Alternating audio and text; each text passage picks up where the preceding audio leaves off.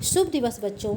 राधे कृष्णा हिंदी कक्षा में मैं प्रतिमा दुबे आप सब बच्चों का स्वागत करते हुए आज सूरदास के पद भाग 3 की व्याख्या के अंतर्गत पद नंबर 6 की व्याख्या समझाने जा रही हूँ। पद संख्या 6 की व्याख्या समझाने जा रही हूँ। पद इस तरह से है। सखी रि मुरली लीजै चोरी, जिन गोपाल कीन्हे अपने बस प्रीति सबन की टोरी।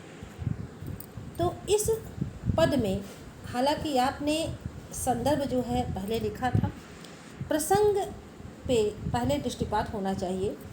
तो प्रसंग की दृष्टि से देखा जाए तो प्रस्तुत पद में ब्रज की एक गोपी दूसरी गोपी से यह कहती है कि चलो सखी, इस मुरली को चुरा लिया जाए, क्योंकि इस मुरली के कारण कृष्ण हमारी तरफ ध्यान नहीं देते हैं, हमसे बातें नहीं करते हैं। तो आइए अब व्याख्या पे ध्यान दिया जाए। व्याख्या इस प्रकार से है। ब्रज की एक सखी दूसरी सखी से कहती है, सखी रि मुरली लीजै चोरी। हे सखी, कृष्ण की इस मुरली को चलो आज चुरा लिया जाए। जिन गोपाल कीन्हे अपने बस, क्योंकि जिन गोपाल कीन्हे अपने बस, कृष्ण की उस मुरली को चुरा लिया जाए जिसने गोपाल को कृष्ण को अपने वश में कर लिया है, और प्रीति सबन की टोर, और हमारे प्रति कृष्ण के प्रेम को तोड़ दिया है। हमारे प्रति जो कृष्ण के मन में प्रेम का भाव था, उस प्रेम के भाव को समाप्त कर दिया है और कृष्ण को अपने वश में कर लिया है, अर्थात कृष्ण पर अपना एकाधिकार स्थापित कर लिया है। छिन इक घर भीतर निशि बासर, धरत न कबहूँ छोर। कृष्ण इस मुरली से इतना अधिक प्रेम करते हैं कि वे एक पल के लिए भी कृष्ण जो है एक पल के लिए भी इस मुरली को अपने से अलग नहीं करते हैं। छिन एक घर भीतर, कृष्ण एक पल के लिए भी चाहे घर में हो और चाहे घर के बाहर हो, निशिबासर चाहे रात हो और चाहे दिन का समय हो, धरत न कबहूँ छोर, कभी भी अपने से छोड़कर अपने से अलग करके इसे कहीं रखते नहीं हैं। कबहूँ कर कबहूँ अधरन, कट कबहूँ खोसत जोर। बल्कि कृष्ण कभी अपने कर में, अपने हाथों में और कभी अपने होठों से इसे लगाए रहते हैं। कभी हाथों में इस मुरली को पकड़े रहते हैं, कभी होठों से लगाए रहते हैं। कट कबहूँ खोसत जोरी, और कभी अपने कमर में फेंटा बांधकर, कपड़े को बांधकर उससे इस मुरली को जोड़कर बांधे रखते हैं। खोसत जोरी बांधे रखते हैं। ना जानो कछु मेली मोहिनी, रागे राखे अंग अंग भोरी। अरे सखी, ना जाने इस मुरली ने कैसा मेल करने वाला, कैसा मिलाने वाला मोहक मंत्र पढ़ दिया है, जैसे कोई जादू टोना कर दिया है। मेली मोहिनी मोहक मंत्र पढ़ दिया है कि इस मुरली ने कृष्ण के राखे अंग अंग भोरी, सभी अंगों को, भोरी मतलब भुलावे में, राखे मतलब डाल दिया है। ना जाने इस मुरली ने कैसा मोहक मंत्र पढ़ दिया है, कैसा जादू टोने वाला मंत्र पढ़ दिया है कि इसने कृष्ण के सभी अंगों को भुलावे में रख दिया है, भुलावे में डाल दिया है, जिसके कारण कृष्ण सदैव इस मुरली को अपने किसी न किसी अंग से लगाए रखते हैं। सूरदास प्रभु को मन सजनी, बंधो राग की डोरी। हे सखी, इस मुरली ने सूरदास के प्रभु, सूरदास के स्वामी, मन सजनी, हे सखी, हे सजनी, हे सखी, सूरदास के प्रभु, सूरदास के स्वामी गोपाल, सूरदास के स्वामी कृष्ण को इस मुरली ने बांध दिया है राग की डोर, प्रेम की डोर से। इस मुरली ने सूरदास के स्वामी कृष्ण को अर्थात मेरे प्रियतम कृष्ण को, हमारे प्रियतम कृष्ण को प्रेम की डोरी से बांध दिया है, अर्थात उन पर एकाधिकार स्थापित कर लिया है, जिसके कारण कृष्ण हमारी तरफ ध्यान नहीं देते हैं, हमारी बातों को नहीं सुनते हैं। तो ये तो हो गई आपकी व्याख्या। आइए काव्यगत सौंदर्य पे भी थोड़ा ध्यान दिया जाए। आप जानते हैं पूरे पद की भाषा ब्रज है, छंद गेय पद है, गाने योग्य पद है, तो छंद जो है गेय पद है। अलंकार की बात यहाँ पे करें तो अलंकार इसमें जो है अनुप्रास अलंकार, देखिए कई जगहों पे आया है। जैसे कबहू कर, कबहू अधरन, कबहू कर, काप का की आवृत्ति हुई है, कटि कबहू खोसत, का की फिर आवृत्ति हुई है, इसलिए यहाँ पे आपका अनुप्रास अलंकार है। अंग अंग में जो है पुनरुक्ति प्रकाश अलंकार है, अंग अंग में पुनरुक्ति प्रकाश अलंकार है, क्योंकि एक शब्द की 2 बार आवृत्ति हुई है, दोहराया गया है, लेकिन उसके अर्थ नहीं बदले हैं। तो अब चलिए अगले पद की तरफ चलते हैं। उद्धव मोहि ब्रज बिसरत नाही। हाँ, थोड़ी सी बातें और है। ऊपर वाले पद में जहाँ अलंकार की बात हुई तो रस की बात नहीं हुई, तो यहाँ पे जो है श्रृंगार रस है। कौन सा अलंकार है? रस जो है श्रृंगार रस है। अब चूँकि कृष्ण हैं, गोपियाँ हैं, मुरली है, इसलिए श्रृंगार का संयोग पक्ष है। तो अब और गुण आपका होगा माधुर्य। गुण क्या है? माधुर्य गुण है, क्योंकि सारी बातें मधुरता के साथ सूरदास ने कही हैं। अब चलिए बढ़ते हैं अगले पद की तरफ। उद्धव मोहि ब्रज बिसरत नाही, वृंदावन गोकुल बन उपवन सघन कुंज की छाही, प्रात समय माता जसुमति अरुनंद देख सुख पावत, माखन रोटी दह्यों सजायों अतिहित साथ खवावत। तो इसमें क्या है? इसमें ये दिखाया गया है कि कृष्ण जो है वो ब्रज छोड़कर मथुरा चले गए हैं।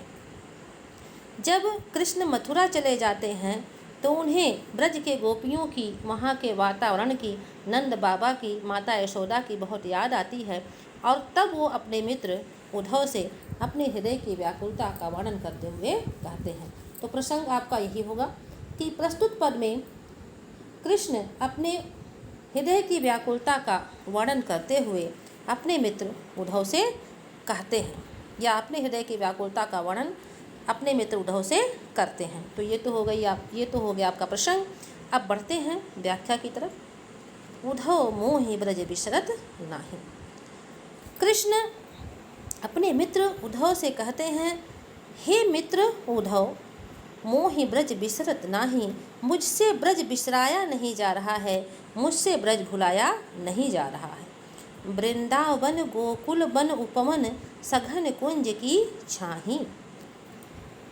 ब्रज का वृंदावन, वहाँ का गोकुल, गायों का कुल या गोकुल धाम, वन उपवन, वहाँ के वन, वहाँ के उपवन बागीचे, सघन कुंज की छाही और घने कुंजों की छाही छाया। ऐसे वृक्षों की छाया जो लताओं से घिरी हुई होती है, जिसके कारण उनकी छाया में सघनता आ जाती है, उन्हें कुंज कहते हैं। तो घने कुंजों की छाया मुझे बार बार याद आती है। प्रात समय माता जसुमति अरुनंद देख सुख पावत। सुबह होते ही, प्रात समय, जब सुबह का समय होता था तो माता यशोदा अरु और नंद देखी और नंद बाबा को अपने सामने खड़ा देखकर मुझे सुख पावत, अत्यधिक सुख प्राप्त होता था। आँख खुलने पर जब मैं सबसे पहले माता यशोदा और नंद बाबा को अपने सामने पाता था तो मुझे बहुत अधिक सुख पाता था, मैं सुख प्राप्त होता था। माखन रोटी दह्यों सजायों अति हित साथ खवावत। माता यशोदा मुझे सुबह मक्खन रोटी और सजी हुई दही, मलाई मिली हुई मलाई से सजी हुई दही अत्यधिक हित के साथ खवाती थीं, अर्थात प्रेम पूर्ण ढंग से खिलाती थीं। गोपी ग्वाल बाल संग खेलत सब दिन हंसत सिरात। हे उद्धव, गोपियों के साथ ग्वाल बालों के साथ हंसते खेलते हुए, बाल संग गोपियों के साथ ग्वाल बालों के संग साथ खेलते हुए हंसते खेलते हुए सब दिन, मेरे बचपन के सारे दिन हंसत से रात हंसते खेलते हुए बीत जाते थे, अर्थात मेरे मन में जरा भी दुख का भाव उस समय नहीं होता था। सूरदास धनि धनि ब्रजवासी जिनसो हित जदु तात। तो कृष्ण इसी समय ये भी कहते हैं कि इसीलिए इन्हीं सब बातों की याद करके हे उद्धव, मुझे बार बार ब्रज की याद आती है। अंत में सूरदास जी कहते हैं कि धनि धनि ब्रजवासी, वे ब्रजवासी धन्य हैं। जिनसो हित जदु तात, जिनसे हित प्रेम करने वाले स्वयं कृष्ण हैं। जिनसे प्रेम करने वाले स्वयं श्री कृष्ण है, श्री कृष्ण जी हैं। क्योंकि अधिकतर यही होता है कि भक्त भगवान से प्रेम करते हैं, भक्त भगवान की कामना करते हैं, लेकिन यहाँ पे कृष्ण ही ब्रज के लोगों के लिए परेशान हैं, चिंतित हैं, उनके प्रेम को पाना चाहते हैं। इसलिए वे ब्रजवासी धन्य हैं जिनसे प्रेम करने वाले, जिनका हित चाहने वाले स्वयं श्री कृष्ण हैं। तो ये हो गई आपकी इस पद की व्याख्या। काव्यगत सौंदर्य पे थोड़ा सा ध्यान दिया जाए। इसमें जो कृष्ण है, विशेष बात इसमें यह है कि इसमें कृष्ण को ब्रज के लोगों की याद आती है। तो एक अलंकार होता है स्मरण, जो आपकी दृष्टि से तो आउट ऑफ कोर्स है, लेकिन आप लिख सकते हैं यहाँ पे स्मरण अलंकार है। अलंकार क्या है? स्मरण। बाकी भाषा ब्रज होगी। रस यहाँ पे श्रृंगार का वियोग पक्ष है, क्योंकि कृष्ण के हृदय में वियोग की बातें उत्पन्न हो रही हैं। छंद गेय पद है और गुण यहाँ पे माधुर्य है। आगे आप देख लीजिएगा, गोपी ग्वाल में अनुप्रास अलंकार, जिसको मैं कहती हूँ कि सदाबहार अलंकार है, हर जगह आपको मिल ही जा रहा है। तो आपका अनुप्रास अलंकार भी यहाँ पे दिख ही गया। चलिए आगे बढ़ते हैं। उद्धव मन न भये 10-20, एक हुतो सो गयो श्याम शंको अवराधे ईस। शिथिल भई सबही माधव, ये वास्तव में यहाँ पे थोड़ा सा मिसप्रिंट है, इस तरह से नहीं है। इंद्रिय शिथिल भई माधव बिन, आप अपनी पाठ्य पुस्तक से इसको सही कर लीजिएगा। इंद्रिय शिथिल भई माधव बिन जौ देही बिन शीस, इस तरह से। आशा लागी रहत तन श्वासा जीवहि कोटि बरी, श्वासा अटकर ही नहीं है। आशा लागी रहत तन श्वासा जीवहि कोटि बरीस, तुम तो सखा श्याम सुंदर के सकल जोग के ईस। सूरदास रसिकन की बतियाँ पूर्वो मन जगदीश, ये इस तरह से नहीं है, इस तरह से है। सूर हमारे नंद नंदन बिनु और नहीं जगदीश। तो आप इसको अपनी पाठ्य पुस्तक के अनुसार करिएगा। वास्तव में सूर सागर के अनुसार है, और आप अपनी पाठ्य पुस्तक के अनुसार देखेंगे पाठ्य पुस्तक से, तो आपको व्याख्या समझ में आ जाएगी। तो चलिए शुरू करते हैं। उद्धव मन न भये 10-20, यहाँ पे गोपियों के वियोग की बात की गई है। गोपियाँ कृष्ण के लिए व्याकुल हैं। उद्धव, जिनसे अभी थोड़ी देर पहले कृष्ण ने अपने वियोग की बात की थी, अपने हृदय की व्याकुलता की बात की थी, वही उद्धव ब्रज में आके गोपियों को यह समझाते हैं कि आप सभी लोग निराकार ब्रह्म को स्वीकार कर लीजिए। कृष्ण ने आपको यही संदेशा भेजा है और उन्हें भूल जाइए इस पर और निराकार ब्रह्म की आराधना शुरू करिए। साकार को भूलने का प्रयत्न कीजिए, साकार के मार्ग को छोड़ दीजिए। इस पर गोपियाँ उद्धव से कहती हैं, उद्धव मन न भये 10-20। हे उद्धव, हमारे पास एक ही मन है, 10-20 मन नहीं है। एक हुतो सो गयो श्याम संग को अवराध है ईस। एक ही मन हमारे पास है जो श्याम के संग, श्याम के साथ मथुरा चला गया है। श्याम के संग कहाँ चला गया है? मथुरा चला गया है। को अवराध है ईस। ऐसी स्थिति में हम किस तरह से आपके ईश्वर अर्थात आपके निराकार ब्रह्म की आराधना प्रारंभ करें, क्योंकि हमारा मन ही हमारे पास नहीं है, वो तो कृष्ण के पास मथुरा चला गया है। देखिए यहाँ से मैंने कहा था, आप इसको सही करिएगा। इंद्री शिथिल भई केशव बिन ज्यों देही बिनु शीस। जिस प्रकार से किसी व्यक्ति के सिर को यदि काट दिया जाए और उसका शरीर ही केवल शेष बचे, उसी प्रकार से हमारा जीवन भी कृष्ण के बिना हो गया है। तो इंद्रिय शिथिल भई केशव बिन, हे उद्धव, हमारी सारी इंद्रियां, हमारी ज्ञानेंद्रियां और कर्मेंद्रियां सभी केशव के बिना, कृष्ण के बिना शिथिल हो गई हैं। शिथिल हो गई हैं अर्थात निष्क्रिय हो गई हैं। और इस तरह से निष्क्रिय हो गई हैं जिस प्रकार से देही बिनु शीस, जिस प्रकार से किसी व्यक्ति का बिना मस्तक के शरीर, किसी व्यक्ति का ऐसा शरीर जो बिना मस्तक के हो, उसी तरह से हमारी सारी इंद्रियां कृष्ण के वियोग में शिथिल पड़ गई हैं। हम शरीर रहते हुए भी अपने किसी भी कार्य को नहीं कर पा रहे हैं, किसी भी दूसरे कार्य में हमारा मन नहीं लग रहा। आगे है, आशा लागी रहत तन श्वासा। यहाँ भी आप सही करिएगा। आशा लागी रहत तन श्वासा जीवहि कोटि बरिस। हे उद्धव, हम तो सिर्फ इसी आशा में रहत तन श्वासा जीवहि कोटि बरिस। हे उद्धव, हमारे मन में ये आशा हमेशा लगी रहती है कि कृष्ण एक दिन यहाँ ब्रज में वापस अवश्य आएंगे, और इसीलिए हमारे तन, हमारे शरीर को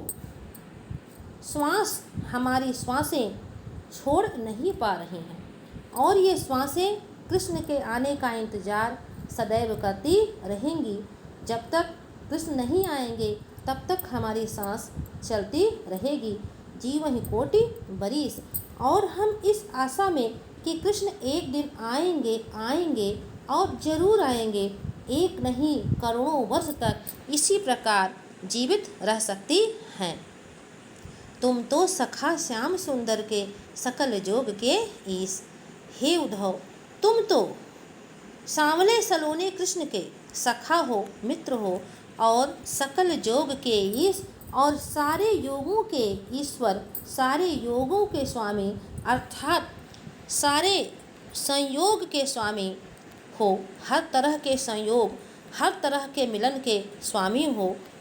दूसरे शब्दों में यदि हम कहें तो तुम ही एक ऐसे हो जो कृष्ण से हमारा मेल, हमारा मिलाप करा सकते हो। सूर हमारे नंद नंदन बिनु और नहीं जगदीश। इसमें एक तरह से लिखा है, सूरदास रसिकन की बतिया पूर्व मन जगदीश। ये सूर सागर की दृष्टि से है, तो आप पाठ्यपुस्तक के अनुसार करिएगा। सूर हमारे नंद नंदन बिनु और नहीं जगदीश।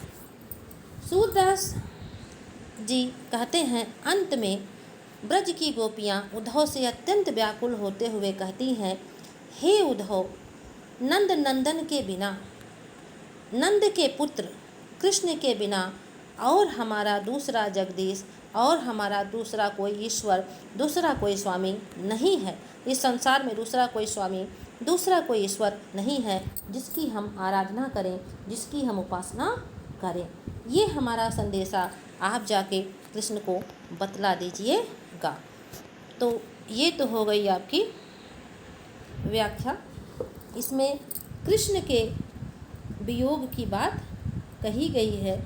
भाषा यहाँ पे ब्रज है, भाषा पूरे पद में ब्रज है। और रस की बात कहें तो वियोग श्रृंगार है, गुण माधुर्य है। अलंकार यहाँ देखिए उपमा है, ज्यों देहि बिनु शीस, जिस हमारा शरीर उस प्रकार से हो गया है जैसे बिना मस्तक का शरीर। तो यहाँ पे उपमा अलंकार है।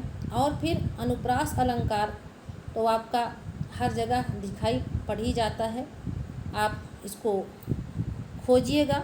श्याम संग में सासा हुआ है, इसी तरह से कई जगह पे आवृत्ति हुई है, जहाँ भी आवृत्ति हुई है वहाँ पे आपका अनुप्रास अलंकार है। तो ये आपका हो गया। और दूसरी चीज़, सकल योग के ईश का भी मैंने 2-3 अर्थ बताया कि आप सारे योगों के स्वामी हैं, हर तरह के मिलन संयोग के स्वामी हैं, आखिर आप ही हमारा मिलन करा सकते हैं। इसलिए यहाँ पे श्लेष अलंकार भी है, क्योंकि एक ही शब्द के कई अर्थ हैं। गुण माधुर्य है। इस प्रकार से ये आपकी व्याख्या समाप्त हुई। अगली व्याख्या में हम आपसे आगे की चर्चा करेंगे। तो अगले वीडियो में जल्दी ही फिर एक नए व्याख्या के साथ हम मिलते हैं। आप सभी लोग स्वस्थ रहिएगा, अपना ध्यान रखिएगा और अपने अध्ययन कार्य को निरंतर जारी रखिएगा। जय राधे कृष्ण।